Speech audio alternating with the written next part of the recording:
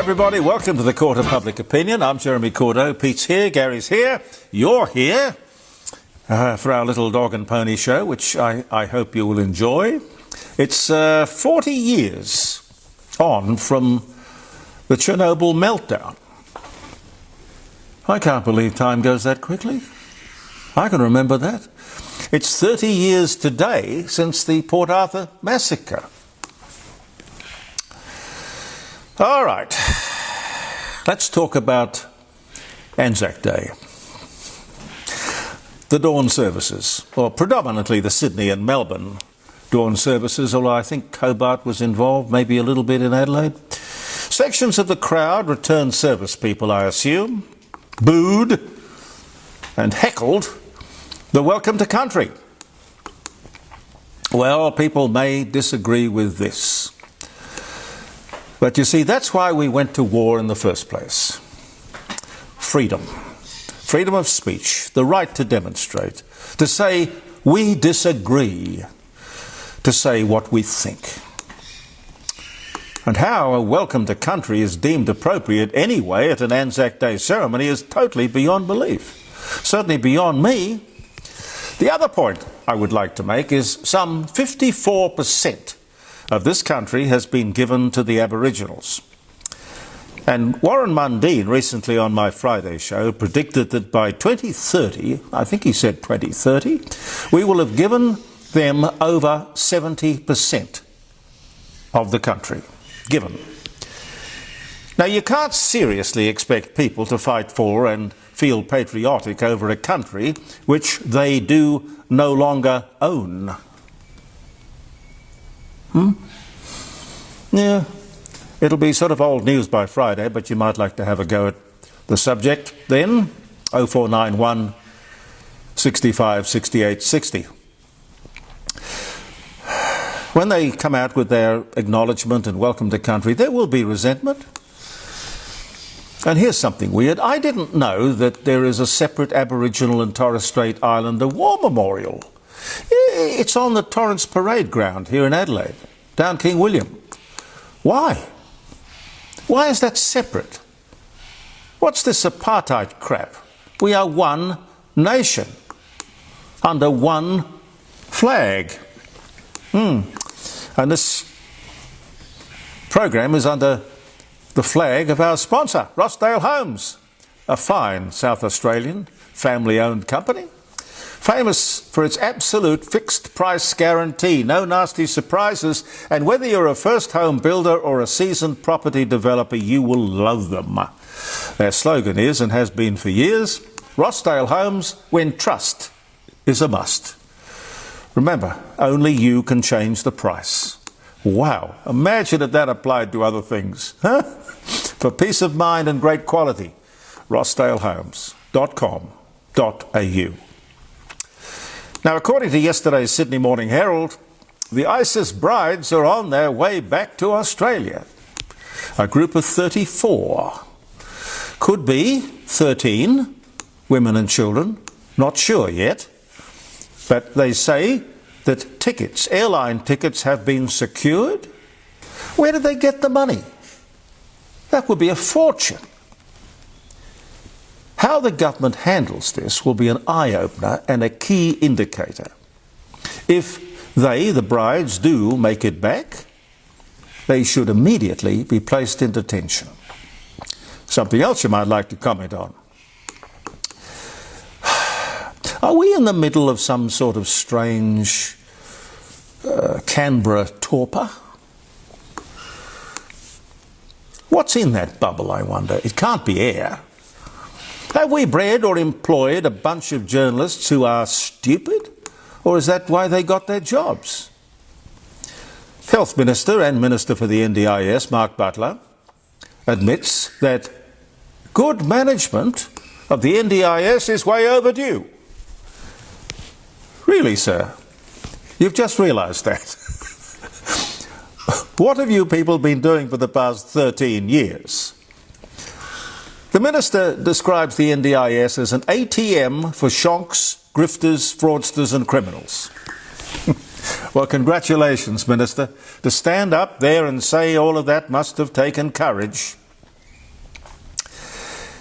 It's a classic case of the road to hell is paved with good intentions. But because it was public money, nobody really could give a stuff, right? You have publicly admitted that it's not sustainable. Your words are now on the public record, publicly admitted at the National Press Club. The government never insisted on the registration of the providers, 94% of whom are unregistered and unaccountable. That you can tell me that you didn't anticipate that this would lead to fraud is unbelievable. You can't be that naive, come on. Or that you could have insisted that the participants would be required to give registration and undergo vigorous examination. History and, who the directors are, what's their past performance, all that sort of stuff. Triple the spending in just 5 years. 4 years ago, the NDIS, for their services, provided, the cost was $4 billion. This year, $12 billion. You have allowed this, accepted this under your watch. You are the minister in charge. Ministerial responsibility, sir. In my book, you have to resign. And what did the assembled journalists say? Not much. The government is going to establish a short list of providers who are reliable and worthy of the system. I think that's what you said. My question is, why didn't you do that in the first place? Why has it taken 13 years? Why did you open the doors to every fraudster in the country? Oh, you didn't know. Well, I know from personal experience that at least me, I know, I've been telling you that for the last 10 years.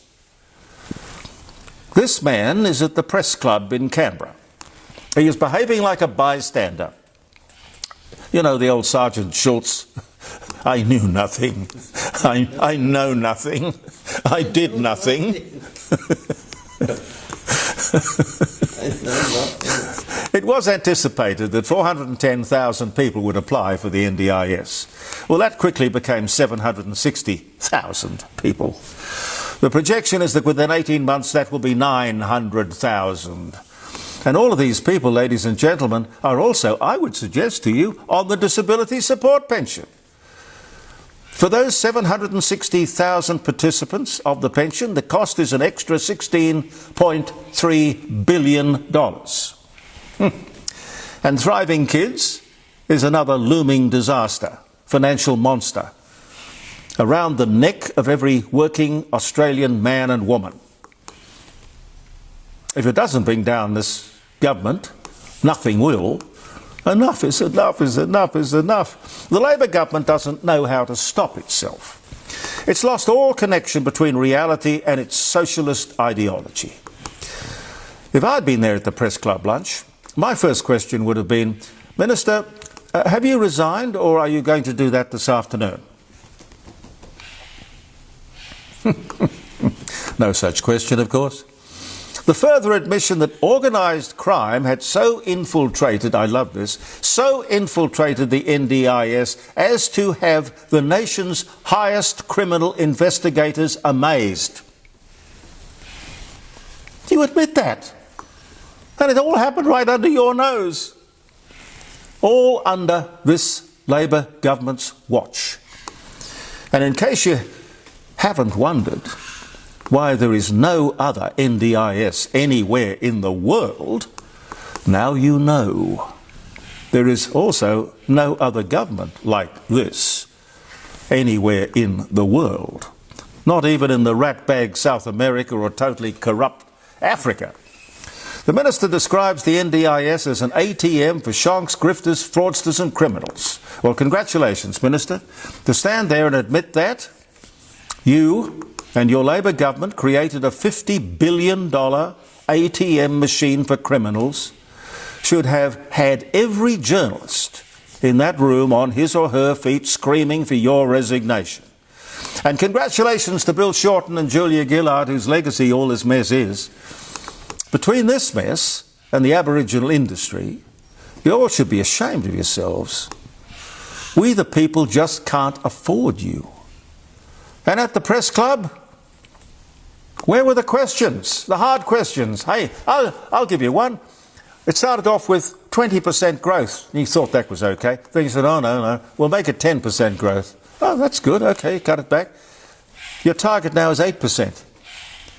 What's growing? The disabled or the criminals? The fraudsters and the waste? Why does this organisation need to employ 400,000 people who obviously can't do their jobs? With so many employees, how could so much crime and fraud have occurred, particularly when the previous minister, Bill Shorten, I'll give you the dates, August the 15th, 2022, then again on the 2nd of November, 2022, then again April 9th, again on April 10, and through much of 2024. That's what he said. Bill Shorten referred to the fact that the NDIS was out of control and in the hands of organised crime. This is no surprise to anybody. You all knew it. This is now 2026. Where have you been? Asleep? The minister has announced that 150,000 people are going to be cut from the NDIS. Are you talking about the criminals or the recipients? Not one journalist asked, of course. And still no attempt to means test this scheme. I was very keen to see what the media did with all of this. The gas tax is a non-starter. But as the industry will tell you, the gas industry, gas producers, they already pay 45 cents in the dollar tax. Gas producers are among the biggest taxpayers in the country. But these people who would like to have you think otherwise will just stand there and repeat for the media their lies over and over and over and over again. Some of it will stick. It's what the Labour Party does. Lie. It's what Goebbels did for Hitler. He said to Hitler, they will believe your lies, but you have to do it loudly and over and over and over again to get it across. Heaven help us. A third of Australians say they don't know the words to our national anthem. And if we found ourselves under attack, they would not join up to defend the country. What do you make of that?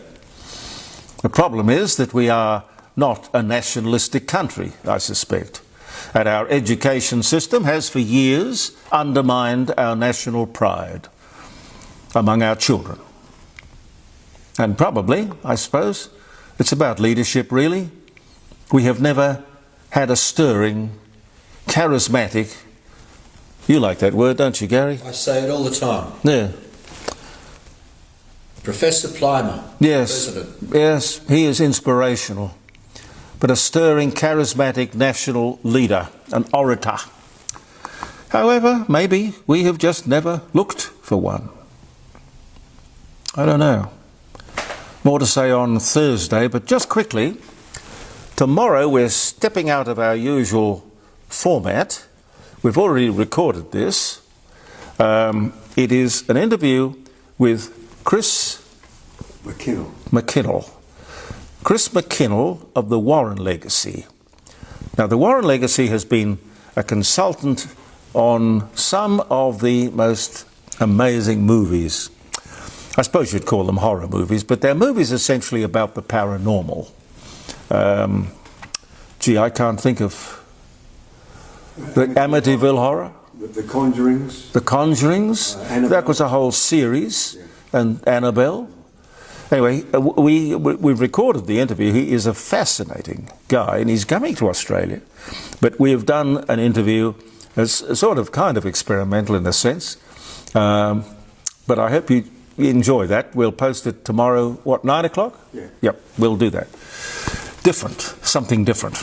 Now, If you're having a birthday, happy wedding anniversary. The days flick by, don't they? Oh, lordy, lordy, lordy. It's April the 28th. Australia's worst massacre in modern history. Martin Bryant, as I mentioned at the head of the program, the posting, shoots and kills 35 people in Port Arthur, suffering from schizophrenia. Leads to a compulsory gun buyback program and major changes to gun laws. I'm not sure that they've done too much about schizophrenia, however. 1996.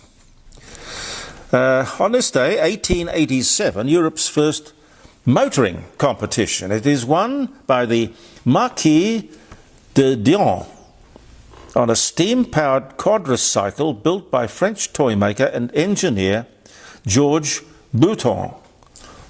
Is that the way you say it? Dion Bouton. Dion Bouton. Dion. Dion.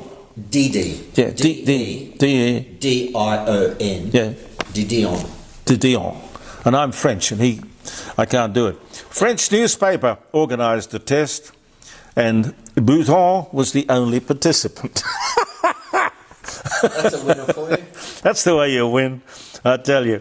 1950, Jay Leno, American comedian and TV show host, The Tonight Show, born in New York on this day in 1950. Happy birthday, Jay. Great collector of cars, Jay. Lamborghini, Italian auto designer, Lamborghini. I don't know why it's easier to say Italian names if you're doing this with your hands. Lamborghini. Lamborghini, you say? Yes. Oh, okay. What would I know? I've never had one of those. I don't actually like them. I think they're... Oh, the mirror is beautiful. I think they're too angular, too angry, too fast. Anyway, 1916 he was born. He died in 1993. Good life. Shrek the sheep. From central Otago in New Zealand is finally shorn live on television after 6 years avoiding the haircut. The fleece weighed 27 kilos, 60 pounds, and the poor thing was stumbling around with that on its back. Must have been a pretty valuable fleece, yeah. 2004 was the day. Oskar Schindler, Austrian businessman and subject of the novel Schindler's Ark and the film Schindler's List, was born in Austria-Hungary. I see sometimes they have in the shopping centres the Schindler escalators. Yes. I've never seen a Schindler's lift, though. I don't think it went into Schindler's list. It would have been a nice play on words. It really was a fabulous film. Yes, no, it was. Very good. Made by an Australian, was it? Or was it? I can't remember. An Australian director, as I understand. Yeah, it could well have been, yes. First commercial flight across the Pacific is operated by Pan Am on this day in 1937, which I think was the first airline to have stewardesses or hostesses, and they were all beautiful. 2021, astronaut Michael Collins, American Major General, USAF, and astronaut Gemini 10, Apollo 11. He dies of cancer at the age of 90. 2021 was the year. Saddam Hussein, president of Iraq from 1979 to 2003. He was born in Iraq, died 2006 in unpleasant circumstances, but that sometimes happens to dictators. But born this day in 1937. Media proprietor Rupert Murdoch, 36, wed second wife, journalist Anna Torv. She was 22, and as I seem to remember, in his employee. That's correct, yes. Canberra Times, I think, or something like that. Divorced in 1999, but married this day in 1967. I worked with John Torv, her sister, at 2GF. Nice boy. I don't know where he is these days. Last French troops leave Vietnam. They were very happy to do it. 1956 was the year. Lionel Barrymore, actor, It's a Wonderful Life, Dr. Kildare. Key Largo, born Philadelphia, Pennsylvania, on this day in 1878, and a legendary actor. One more. 2018. The Indian government announces electricity has now reached every Indian village. It took them to 2018 to get it done, but they got it done, and thanks, may I say, to Australian coal. And it's cheap. It's cheap, and they are paying 6 cents a kilowatt hour as against our 50 or 60 cents a kilowatt hour. On our coal. On our coal. Go figure. Thank you very much for being with us. Now, catch our special guest tomorrow. Chris will be with us, and we're doing this in front of the grand piano all the way to South America. Paraguay. Paraguay. Paraguay and South America. Paraguay and South America. I don't pretend to understand how we can talk together on the same screen with all that distance between us, but I think you'll enjoy. I was riveted, absolutely riveted. Fascinating guy, absolutely. And then again, we'll be back with this posting in the garage on Thursday and our live streaming show on Friday. Believe in yourself. Thank you for viewing the Court of Public Opinion, and goodbye for now.